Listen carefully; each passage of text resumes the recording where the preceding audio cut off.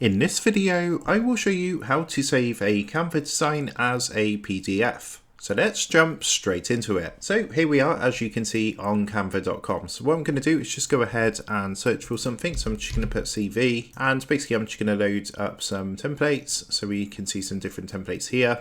So I'm going to go ahead and use one of these and just click customize. So here we are, as you can see. So what you can do is just go ahead and edit this as you need to. And once you've gone ahead and done your editing and you have gone ahead and made changes to your document, to go ahead and save this as a PDF, it's actually really easy to do. So what you need to do once it's done is come up to the top right hand corner and you've got this little share button up here. So if you go ahead and give this a click, and then it's going to bring up a drop down menu. From here, you want to come down and click onto download. And from here, you can actually choose the file type. So if you click onto here, at the moment, you can see this already set to PDF standard. However, you want to click onto this and of course, you'll be able to change it to the PDF file format. So PDF standard is best for documents and emailing. There's also a PDF print, which is best for printing. However, because this is a CV that I'm going to want to email across, I'm going to leave this as PDF standard. So I'm going to go ahead and select that from the list. Now, once that's done, all you need to do is simply go ahead and press the purple download button here.